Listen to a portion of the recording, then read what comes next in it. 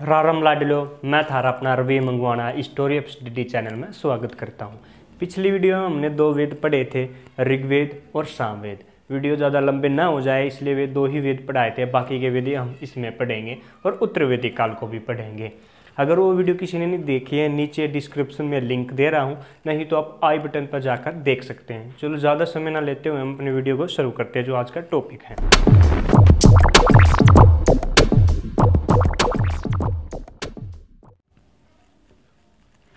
यजुर्वेद। आज हम पढ़ेंगे यजुर्वेद। यजुर्वेद की बात करें तो इसके दो ब्राह्मण ग्रंथ हैं, जैसे पीछे बताया, एक शतपथ, दूसरा है तैत्तिरीय। दो ब्राह्मण ग्रंथ है। और उपवेद की बात करें तो धनुर्वेद इसका उपवेद है। यजुर्वेद को गति या क्रम का वेद भी कहा जाता है। गति या क्रम का, क्यों? क्योंकि इसका उद्भव यानी कि यह वायु देवता को समर्पित है, इसीलिए इसको किस देवता को? वायु देवता को। इसलिए इसको गति या क्रम का वेद भी कहा जाता है। यजुर्वेद की बात करते हैं, यजुर्वेद में सिर्फ केवल यज्ञ संबंधी नियम और विधि विधान ही बताए गए, जैसे कि राजस्व यज्ञ, अश्व, मेघ यज्ञ, वे जितने भी यज्ञ हैं उनकी विधि यजुर्वेद में बताई गई है। यजुर्वेद के दो भाग हैं, शुक्ल यजुर्वेद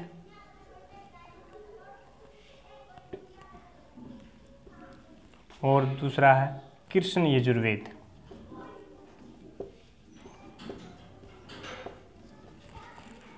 शुक्ल यजुर्वेद की बात करें तो इसको वास्तविक वेद कहा जाता है। वास्तविक वेद क्यों कहा जाता है शुक्ल यजुर्वेद को वास्तविक वेद? क्योंकि इसमें सिर्फ यज्ञ संबंधी ही नियम बताए गए हैं और यह पद में है, यह केवल पद में है। कृष्ण यजुर्वेद की बात करें तो इसमें यज्ञ के नियमों के साथ साथ आर्थिक व न्याय प्रक्रिया के बारे में भी बताया गया है, इसलिए इसको अशुद्ध वेद कहा जाता है।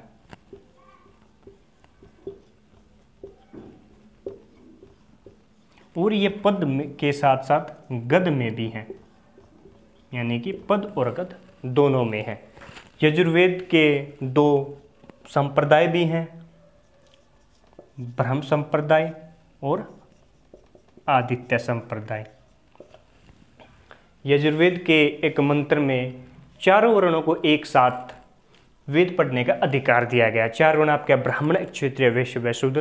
क्वेश्चन एग्जाम में ऐसे ही आ सकता है कि किस वेद में चारों वर्णों को एक साथ वेद पढ़ने का अधिकार दिया गया? वो आपके यजुर्वेद में है। सामवेद तैत्तिरीय ब्राह्मण ग्रंथ सामवेद को सभी वेदों में सर्वश्रेष्ठ बतलाता है। दूसरा, तैत्तिरीय ब्राह्मण ग्रंथ में यह बात लिखी है कि पत्नी से वहीन पुरुष यज्ञ करने का अधिकार नहीं है। तो किस में है? आपके तैत्तिरीय ब्राह्मण ग्रंथ में। दूसरा, शतपथ ब्राह्मण ग्रंथ की बात करें, शतपथ ब्राह्मण ग्रंथ में आपकी स्त्री को अर्धांगिनी कहा गया है। अर्धांगिनी यानी कि आधा अंक किसमें कहा गया? शतपथ में। और शतपथ ब्राह्मण में ही अस्पृश्य शब्द का सबसे पहले प्रयोग किया गया है। शतपथ ब्राह्मण ग्रंथ की बात करें तो यह सबसे बड़ा और प्राचीन ग्रंथ है। प्राचीन इतिहास साधन के रूप में माने, यानी कि इतिहास को समझने के लिए प्राचीन इतिहास स्रोतों का प्रयोग करें, उसमें सबसे पहले ऋग्वेद आता है। ऋग्वेद के बाद दूसरा सबसे बड़ा नाम जो आता है वो शतपथ ब्राह्मण का आता है, यानी कि ये सबसे बड़ा और प्राचीन ब्राह्मण ग्रंथ है। और इतिहास के साधन के रूप में माने तो ये ऋग्वेद के बाद दूसरे नंबर पर है। ये आपका यजुर्वेद। यजुर्वेद से आगे हम करेंगे अथर्ववेद। हमारा अथर्ववेद। अथर्ववेद के ब्राह्मण ग्रंथ की बात करें तो गोपथ इसका ब्राह्मण ग्रंथ है।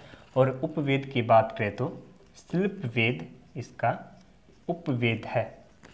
अथर्वा ऋषि का ज्ञान ही अथर्ववेद कहलाता है, यानी कि इसको अथर्वा ऋषि ने लिखा है। इसके दूसरा दृष्टा जो अंगीस ऋषि भी हैं, यानी कि अंगीस ऋषि ने भी इसको लिखने में सहायता दी थी। इसी कारण इसको अथर्वा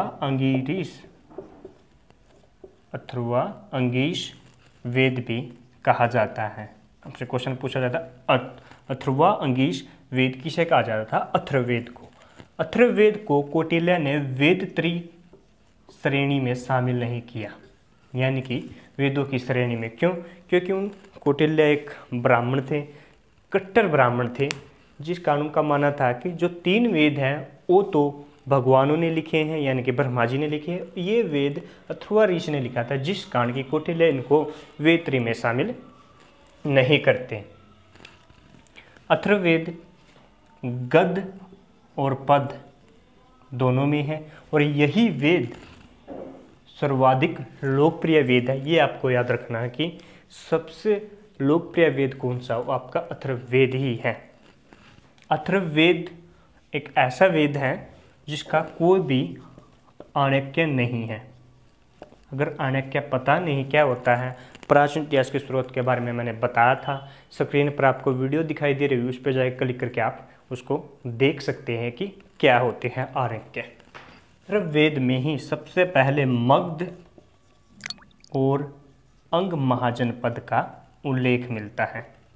दोनों महाजनपदों का उल्लेख सबसे पहले अथर्ववेद में ही मिलता है। अथर्ववेद 4 वेद हमारे कंप्लीट हो गए हैं।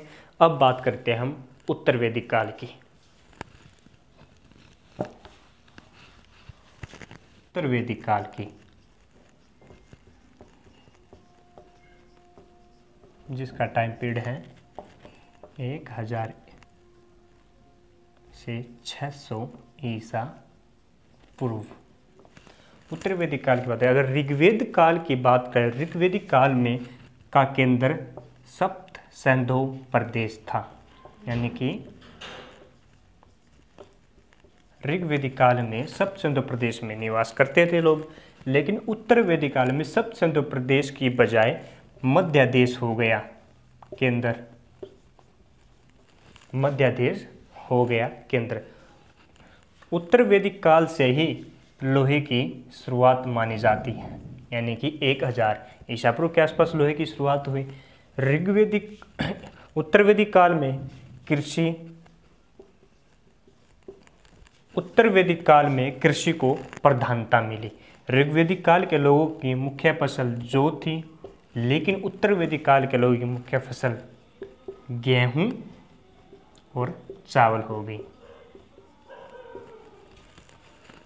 उत्तर वैदिक काल का समाज स्पष्ट वर्ण व्यवस्था पर आधारित था, यानी कि इसमें वर्ण व्यवस्था जन्म के आधार पर हो गई। जो ब्राह्मण कुल में पैदा होगा ब्राह्मण, क्षत्रिय में क्षत्रिय, वैश्य में वैश्य, शूद्र में पैदा होगा तो शूद्र। लेकिन ऋग्वेदिक काल में ऐसा नहीं था। ऋग्वेदिक काल की मैं बात बताता हूँ। एक जगह ऋग्वेद में वर्णन मिलता है, एक ऋषि बताता है कि मैं कवि हूँ, मेरे पिताजी अध्यापक हैं और मेरी माता अन्न पीसने वाली। कार्य कुछ भी हो, तीनों का कार्य क्या है? पैसे कमाना।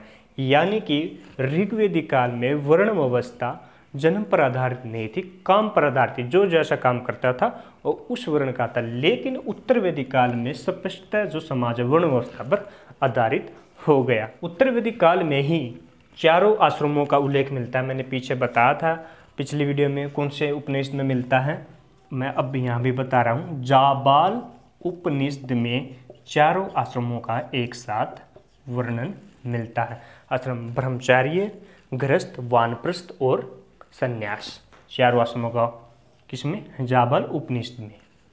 आशा है आपको वीडियो अच्छी लगी होगी। अगर अच्छी लगी है तो वीडियो को लाइक शेयर कमेंट जरूर करें और साथ ही साथ चैनल जरूर सब्सक्राइब करें। सब्सक्राइब करने के साथ ही बेल आइकन को जरूर दबाएं ताकि मेरी न्यू वीडियो आपके पास बहुत जल्द आ जाए। धन्यवाद।